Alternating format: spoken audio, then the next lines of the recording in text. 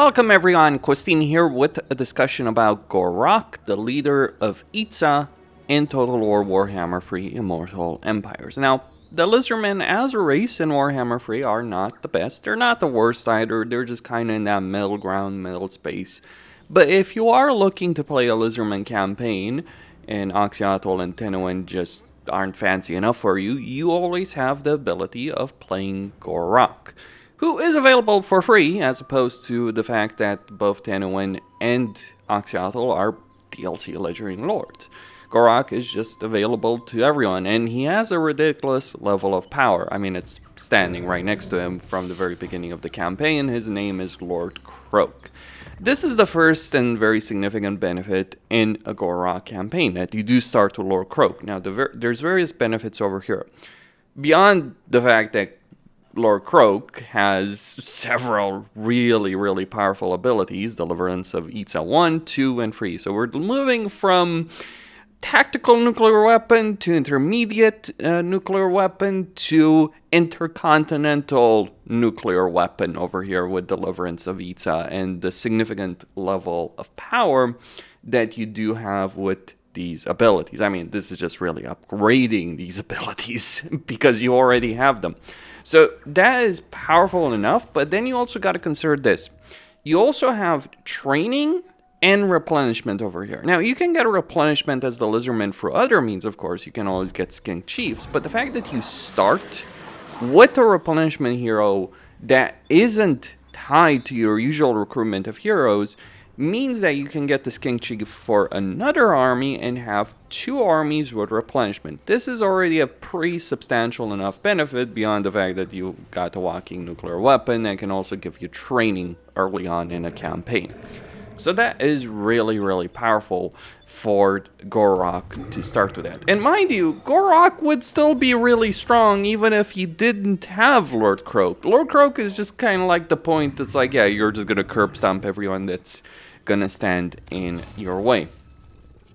Climate-wise, this isn't necessarily the best campaign in the world, but you still have jungle, you still have desert and savanna. So if we look at the campaign territory over here, you've got the entirety of Lustria and you've got the entirety of the Southlands available to you.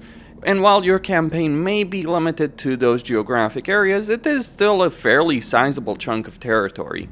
Let's say over a third of the map, and you don't have to worry about the southern cast waste unless Oxyatl ends up losing, and you can always just send a couple of armies over there to help him out and maybe confederate them later down the line for all the disadvantages that the southern cast waste do carry. You just may need to help him in the long term against Kairos, because Kairos can win the auto-resolve battles between himself and Oxyatl, AI versus AI. But certainly this is a Lustrian Southlands campaign that you're going to be playing with a nuclear weapon. Now, faction effect wise, if we're looking at him, he gets barrier and defense bonuses for Saurus. He starts the campaign with control of Lord Kroak, and he has 500 barrier for all units when defending settlements, and 500 defensive supplies.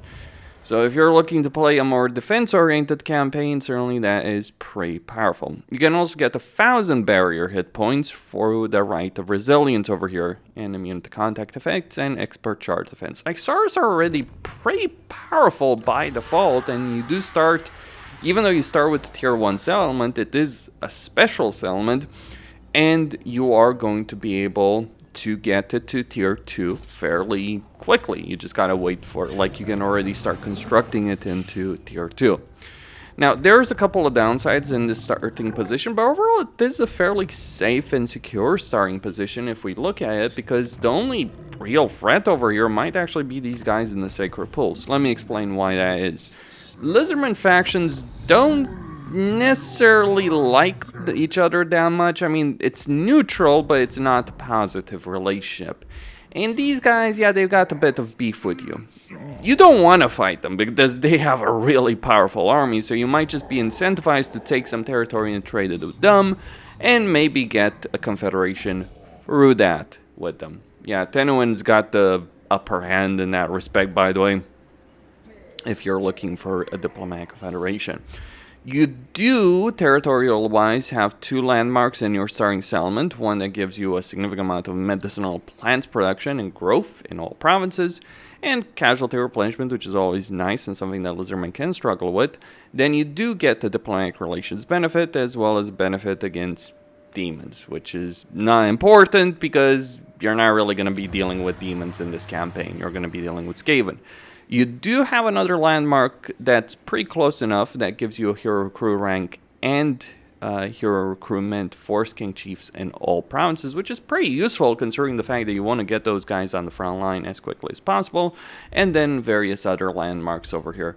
It isn't the largest concentration of landmarks, but it's certainly decent enough when we're talking about it.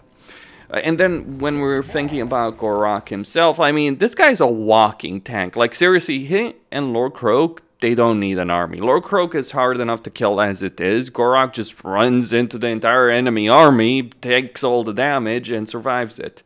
The reason he's so strong is because he gets 10% missile resistance and 15% mass. So you can't really tar pit him or his army. Good luck with doing that.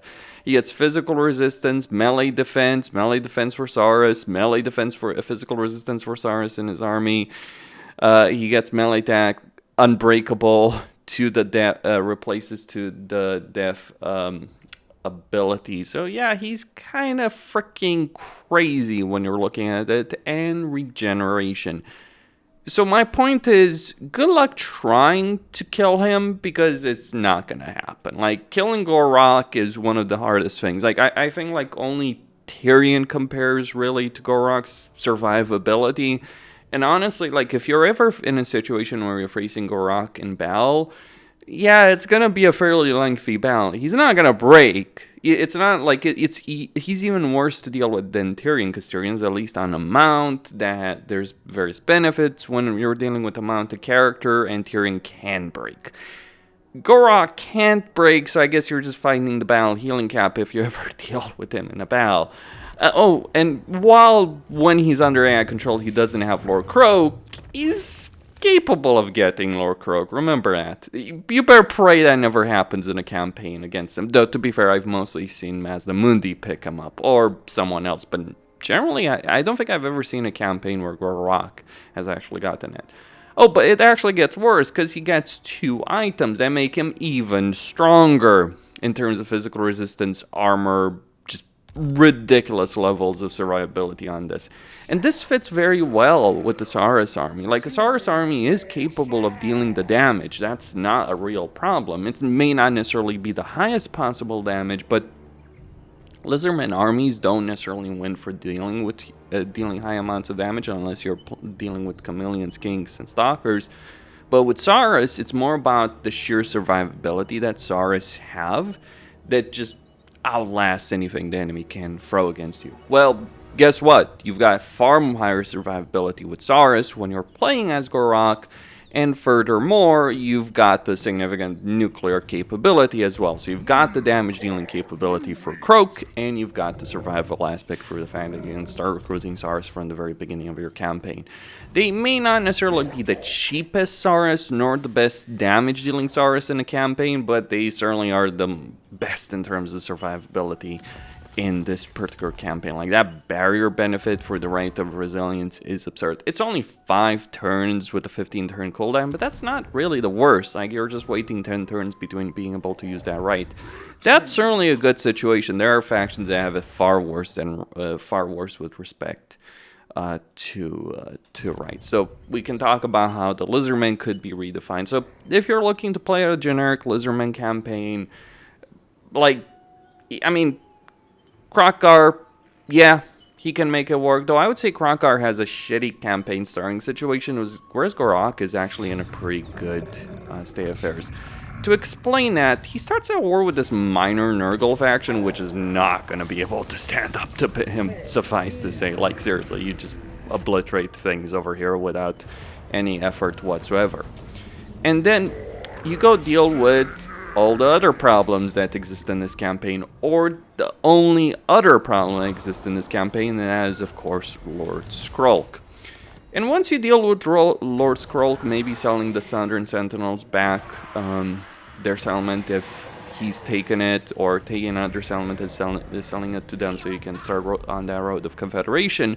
Once you've dealt with that, there's not really all that much in this campaign. Like, Kroak is the only challenge in this campaign. Yes, just be concerned about the Wardens of the Living Pools, because yes, they can declare war on you. It's ridiculous, but it can. Blue for Harkon's not going to be able to stand up to you, so the main foes that you're going to fight in this campaign are Rakarth, Alberic, and Marcus Wolfhard. And you don't necessarily need to fight Alberic, though you're probably incentivized to do so because there's some pretty powerful settlements that Alberic has, including this one that gives you Temple of the Eclipse. Yeah, Lustria is crowded with Order factions, and I find it ridiculous that they end up fighting each other. Like, they removed a bunch of factions, but it's still not particularly great, I'd say, if you're playing a Lizardmen campaign. Just my personal perspective on that subject. Still, there's just not really a huge level of challenge. If you want the challenge, join the Camry Thunderdome. You'll find all the challenges you need over there. Oh yes, pick a fight with Arkhan, pick a fight with Manfred. Hell, go pick a fight with Scarbrand if you want to. That would certainly be interesting in that shitty climate. But the power is there in this campaign. I think it is, like, if you want a nice, comfortable campaign where you just sweep everyone aside with the Saurus Death Tide and Nuclear Weapon, it's a good campaign for that. If you're actually looking for a challenging campaign, this one's not it. I'm gonna say it bluntly, because as I say, Kroak is the only one, and he's not capable of defeating you early game. Like, if you're playing Tenuin or Gor-Rok, you've kind of got the same situation going on for you, in that the only opponent you've got that's worth a damn is a guy you can gank up on, I might add, fairly easily, to deal with him fairly easily. Hell, you might just be able to take that settlement that you see right here very quickly. I mean, there's 6 units, but let me just say, pick up a Kroxigar agent and get 2 Saurus in there, you might just be able to win that battle. No joke. It's one of those ridiculous, though they probably would get a Lord. Still, is an absurd campaign on a lot of levels. It is an absurdly strong campaign that has a good amount of things on offer. If you're just looking to unify Lustria, it's not the annoyance and the pain that the Masmundi campaign is, or the frustration of terrain that the Kroak campaign is, but it's also not the overpowered mess to the same extent that Axiatl and Tenuin is. So it's kind of in that nice middle ground between them. Just doesn't have any kind of level of challenge. But then again, neither does Axiatl or Tenuin, so just understand that. And you won't reach the biblical level of ridiculousness that those two can get to. I mean, seriously, the skinks are carrying the Lizardmen race at this point, kind of how the goblins are carrying the greenskins. That's perhaps a discussion for a future video about racial design in Warhammer 3, but still. That's all I had to say. Christine signing out. Don't forget to subscribe, like, and enable notifications, and stay tuned for more.